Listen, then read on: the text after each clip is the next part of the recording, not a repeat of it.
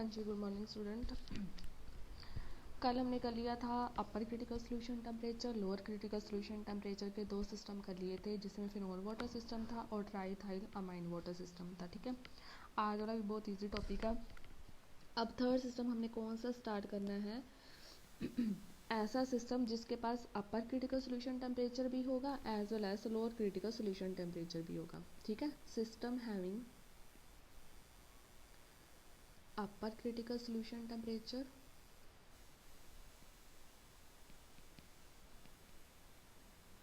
as well as lower critical solution temperature।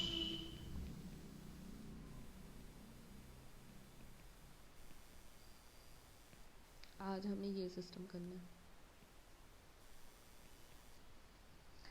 तो इसकी example है हमारे पास निकोटीन वाटर सिस्टम। ठीक है,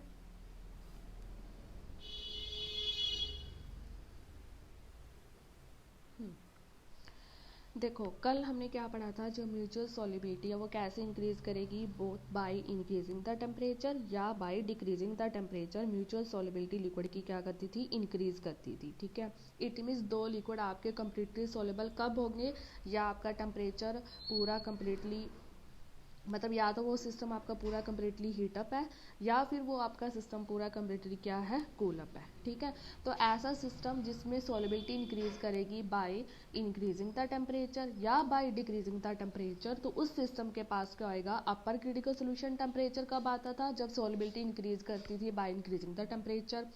लोअर क्रिटिकल सोल्यूशन टेम्परेचर कब आता था, जब सॉल्युबिलिटी इंक्रीज करती थी बाय डिक्रीजिंग द टेम्परेचर। तो अब जो हमने निकोटीन वाटर सिस्टम लिया है, इसमें सॉल्युबिलिटी इंक्रीज करेगी बाय इंक्रीजिंग द टेम्परेचर से भी और बाय डिक्रीजिंग द टेम्परेचर से भी। ठीक है, इसलिए जो निकोटीन वाटर सिस्टम है इसका अपर क्रिटिकल सोल्यूशन टेम्परेचर भी होगा, इसका लोअर क्रिटिकल सोल्यूशन टेम्परेचर भी होगा। और इसकी जो कर्व है, जैसे मैं आपको बताऊं, अपर क्रिटिकल सोल्यूशन टेम्परेचर की कर्व ऐसे आती थी, है ना, लोअर वाले की कैसे आती थी, ऐसे आती थी।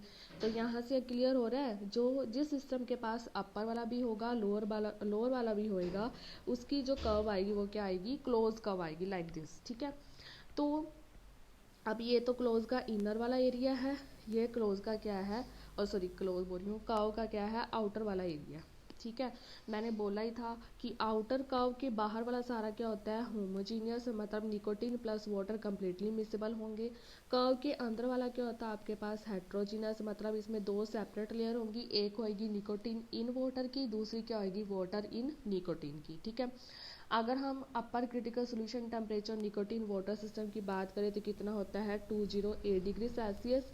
ये है CST upper critical solution temperature, and 60.8 degree Celsius होता है LCST, that is a lower critical solution temperature. ये किसका है, निकोटीन वाटर सिस्टम का। फिर मैंने आपको बात बता दी, कर्व के बाहर सारा क्या है, होमोजीनियस, मतलब सिंगल फेस, कर्व के सारा अंदर क्या है, हेट्रोजीनियस, मतलब टू फेस। और इसकी जो क्रिटिकल कंपोजिशन है वो कितनी है, दैट इज़ अ 34%। अगर आपको याद हो तो फिनोल वाटर सिस्टम की भी 34% थी। ठीक है, अब कब के बाहर कब होमोजीनियस होगा, कब हेट्रोजीनियस होगा, अगर जो आपका टेम्परेचर है वो बिलो होगा 68.8 डिग्री सेल्सियस से एंड अबव होगा 208 डिग्री सेल्सियस से, तो आपका सोल्यूशन क्या होएगा, होमोजीनियस। ठीक है, वो तो आपका सोल्यूशन क्या होएगा, होमोजीनियस। अगर आपका जो टेम्परेचर है, 2 मिनट,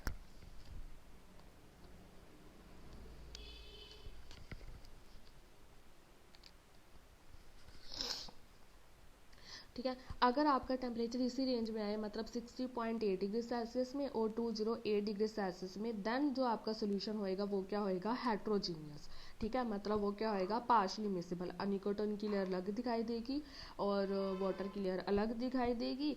तो हमारी सॉल्युबिलिटी कर्व क्या है, क्लोज का, वो हमने डिस्क्राइब कर दी, बाहर होमोजीनियस, अंदर हेट्रोजीनियस। टेम्परेचर हमारे जो फिक्स हैं। अब इस टेम्परेचर अगर 60.8 डिग्री सेल्सियस से बिलो हो, 208 डिग्री सेल्सियस से अबव, तो सोल्यूशन होएगा होमोजीनियस। अगर इसी टेम्परेचर रेंज में आएगा तो हमारा सोल्यूशन क्या होएगा, हेट्रोजीनियस। ठीक है,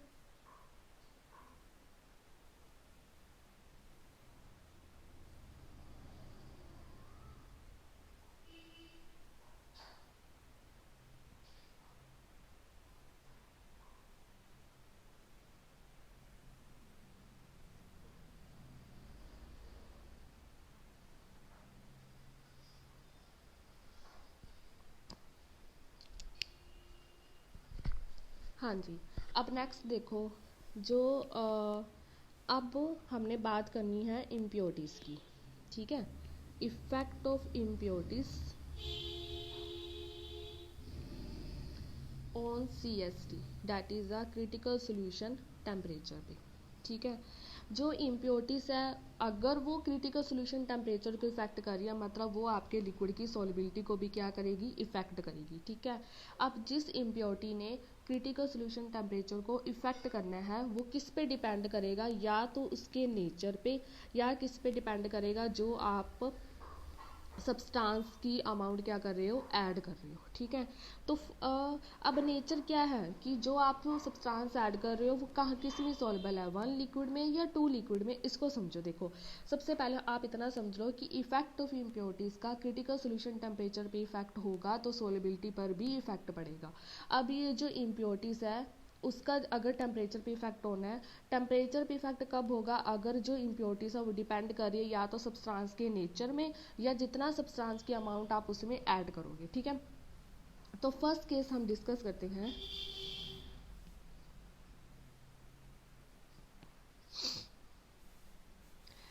अगर when added substance soluble in one liquid, जो आप सब्सटेंस ऐड कर रहे हो, लेट अस कंसीडर वो एक ही लिक्विड में सोलेबल है, ठीक है। अब एडिड सब्सटेंस क्या है, हमारी इम्प्योरिटीज। अब इसको समझो, ये क्या बोलते हैं, अगर आपकी जो इम्प्योरिटीज है वो सोलेबल है सिर्फ एक लिक्विड में, तो आपके जो सब्सटेंस की सोलेबिलिटी है, म्यूचुअल सोलेबिलिटी है, वो क्या करेगी, डिक्रीज करेगी। अगर म्यूचुअल सोलेबिलिटी डिक्रीज करेगी तो आपके सब्सटेंस का CST क्या करेगा, इंक्रीज करेगा। समझ में आ गई बात। इसका क्या मतलब है, अगर जो इम्प्योरिटीज है वो सोलेबल है ओनली 1 लिक्विड, तो यहाँ पे आपकी जो सोलिबिलिटी है वो क्या करेगी, डिक्रीज करेगी।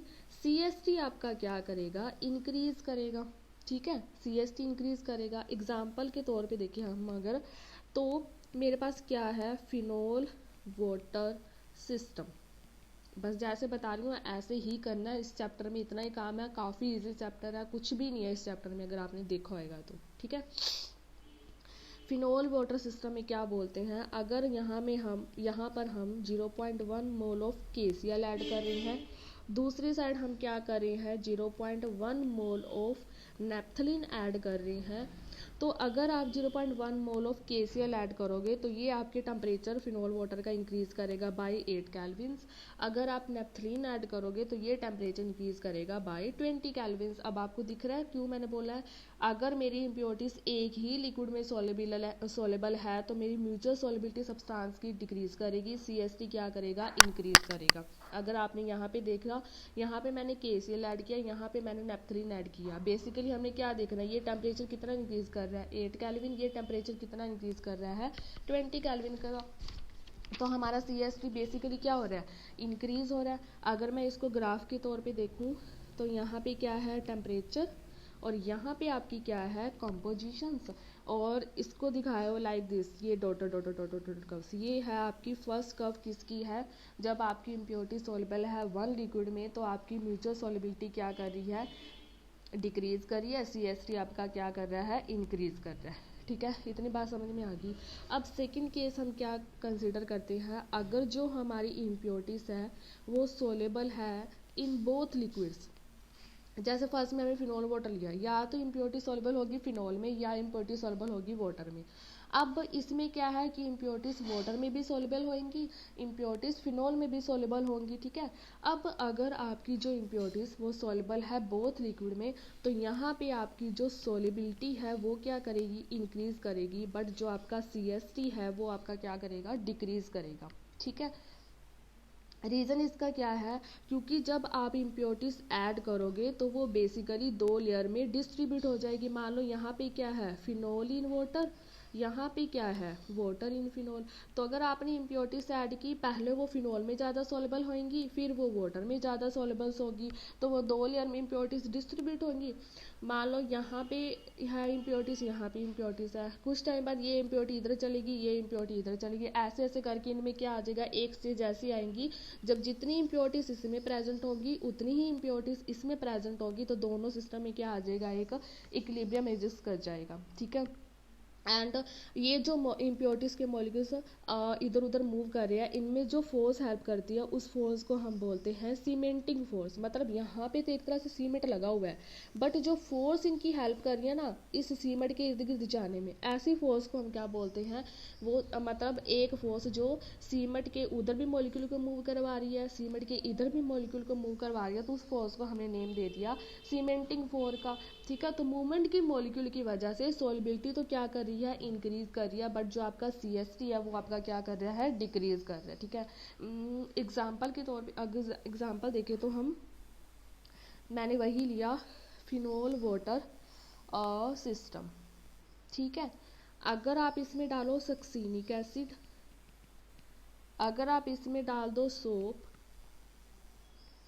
और अगर आप इसमें डाल दो, इसमें नहीं मतलब एक एग्जांपल और दी हुई है, जैसे addition of alcohol to ethyl, वो ये छोड़ देना चाहे, बस ये 2 कॉलम बहुत है। फिनोल वाटर सिस्टम, वहाँ पे मोल्स ऐड करने पे CH3 इंक्रीज कर रहा था, इसमें अगर आप सक्सीनिक एसिड ऐड करोगे या आप सोप ऐड करोगे फिनोल वाटर सिस्टम में, तो आपकी सॉल्युबिलिटी क्या करेगी, इंक्रीज करेगी, बट जो आपका CH3 है वो क्या करेगा, डिक्रीज करेगा। अब 2 छोटे छोटे टॉपिक हैं। एक टॉपिक है आइसोटोपिक इफेक्ट ऑन CH3, बहुत ही इजी टॉपिक है। देखो कुछ नहीं करना, हम क्या लेके चल रहे थे, फिनोल वाटर सिस्टम लेके चल रहे थे, है ना। अब ये क्या कहते हैं, आइसोटोप का मतलब क्या, अगर मैं वाटर को रिप्लेस कर दूं आइसोटोप, वाटर के आइसोटोप क्या है, हाइड्रोजन के आइसोटोप क्या है, प्रोटियम, ड्यूटेरियम, ट्रीटियम। ट्रीटियम तो रेडियो एक्टिव है, वो तो हम यूज़ कर ही नहीं सकते। मान लो मैंने हाइड्रोजन को रिप्लेस कर दिया ड्यूटेरियम से, मतलब अब मेरे पास है फिनोल D2O। D2O आपके पास क्या होता है, हैवी वाटर होता है, ये आपके पास क्या होता है, लाइट वाटर होता है ना। तो अब जितना टेम्परेचर इसको चाहिए होगा, ये इससे भी हैवी, इसका टेम्परेचर इसको और भी ज़्यादा चाहिए होगा, तो CH3 जितना फिनोल वाटर का सिस्टम का टेम्परेचर था उससे भी इंक्रीज होके कितना इंक्रीज कर जाता है, that is the 12.3 degree Celsius. मतलब आइसोटोप का कुछ ना कुछ इफेक्ट होगा फिनोल वाटर सिस्टम पे। ठीक है। सिंपल सी बात, क्या हमने हाइड्रोजन को रिप्लेस कर दिया ड्यूटेरियम में, हाइड्रोजन लाइट है, ड्यूटेरियम हैवी है, तो जितना टेम्परेचर इसका था इससे भी ज़्यादा टेम्परेचर D2O को चाहिए, तो इसको कितना टेम्परेचर चाहिए, डैट इज़ 12.3 डिग्री सेल्सियस। ठीक है। नेक्स्ट टॉपिक है इफेक्ट ऑफ, मैंने पहले शुरू में हमने क्या बोला था, जो कंपोजिशन मेन किस पे डिपेंड करती है, टेम्परेचर और प्रेशर पे। ठीक है। तो effect of pressure on CH3, pressure on CH3 ये क्या बोलते हैं, जैसे ना आपको एक ये दिख रहा होगा, ऐसे करके इन्होंने एक कर्व बनाई है, एक ये वाली कर्व है और ये एक ऊपर वाले में एक कर्व बताना भूल गई मैं। ये फर्स्ट कर्व थी ना, ये जो मैं सॉलिड लाइन शो कर रही हूँ, ये मेरे पास क्या है, सेकंड। ये तो क्या है, सोलिबिलिटी क्या करेगी, डिक्रीज करेगी, बट CH3 क्या करेगा, यहाँ पे इंक्रीज करेगा। इसमें क्या है आपके पास, सॉलिबिलिटी क्या करेगी, इंक्रीज करेगी, CH3 आपका क्या करेगा, डिक्रीज करेगा। जो सॉल्युबल इन बोथ लिक्विड्स, आपको समझ आएगा। इनसाइड द कर्व है मतलब हेट्रोजीनियस है, आउटसाइड द कर्व है मतलब होमोजीनियस है। ठीक है। ये कर्व दिख रही होगी। ठीक है। ये जो है ये किस पे है, लो प्रेशर पे, और ये वाली कर्व किस पे है, हाई प्रेशर पे। ठीक है। अब ये क्या बोलते हैं कि जो सोलिबिलिटी है वो इंक्रीज करेगी जब हम बाहर से एक्सटर्नल प्रेशर क्या करेंगे, अप्लाई करेंगे। ठीक है। अगर आप बाहर से एक्सटर्नल प्रेशर अप्लाई कर रहे हो, तो due to this external pressure यहाँ पे जो आपका UCH3 है वो तो क्या करेगा, डिक्रीज करेगा, जो आपका LCH3 है वो आपका क्या करेगा, इंक्रीज करेगा। अगर हम एक्सपेरिमेंटली देखें तो ये जो क्लोजिंग है इसका जो एरिया है, जैसे जैसे आप इस पे प्रेशर बढ़ाते जाओगे वैसे वैसे ये छोटा होता जाएगा। ठीक है। फिर एक स्टेज ऐसी आएगी, मतलब ये बिल्कुल ही रिड्यूस हो जाएगा। अगर आप इसको चाहो कि आप इसको और रिड्यूस करो तो आप इसको रिड्यूस नहीं कर सकते, तो इसको आप क्या करोगे, रिड्यूस नहीं कर सकते, तो यहाँ पे जो आपका सोल्यूशन होएगा वो एक तरह से क्या होएगा, होमोजीनियस।